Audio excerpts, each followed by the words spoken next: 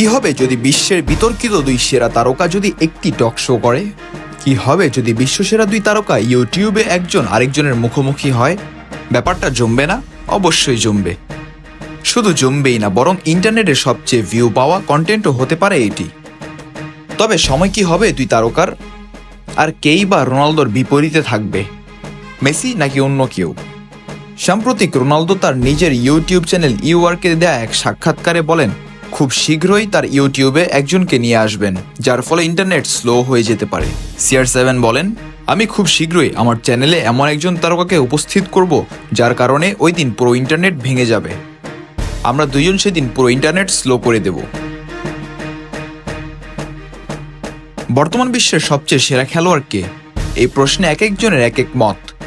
কেউ বলবে মেসি সেরা, আবার কারো কাছে রোনালদো সেরা। আবার কেউ কেউ বলেই ফেলবে বিশ্বে মেসি রোনালদো দুজনই সেরা। দুইজন বিশ্বসেরা ফুটবলারের এই দ্বৈরথ কখনোই শেষ হবে না। একদিন রোনালদো এগিয়ে গেলে পরদিন মেসি এগিয়ে যান, আবার পরদিন সেই রেকর্ড রোনালদো ভাঙেন, এরপর মেসি আবারও। এভাবেই দুইজন রেকর্ড ভেঙে গড়ে এগিয়ে যাচ্ছেন। 2022 বিশ্বকাপ এই জেনারেশনের সেরা বিশ্বকাপ ছিল তো বটেই। মেসি রোনালদো একই মঞ্চে খুব সম্ভবত খেলেছিলেন শেষবার। 2026 বিশ্বকাপে রোনালদো খেললেও অনিশ্চিত মেসির খেলা। তবে বলতেই হচ্ছে, মেসি রোনালদো যুগ শেষ হয়ে গেলেও থেকে যাবে মেসি রোনালদো বিতর্ক। রোনালদো খোলাসা করেননি কে হবেন তার ইউটিউব চ্যানেলে অতিথি।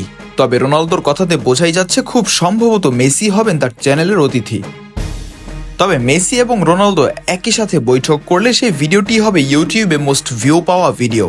সেই সাথে রোনালদোর ইউটিউবের সবচেয়ে বেশি সাবস্ক্রাইবারও বাড়তে পারে এই ভিডিওটির মাধ্যমে। কে হতে পারেন রোনালদোর চ্যানেলের অতিথি?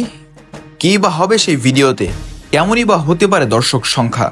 সেটা এখন কেবল সময় বলে দিবে দর্শকদের। দর্শকদের এই কন্টেন্টের জন্য অপেক্ষা করতে হতে পারে ডিসেম্বর পর্যন্ত।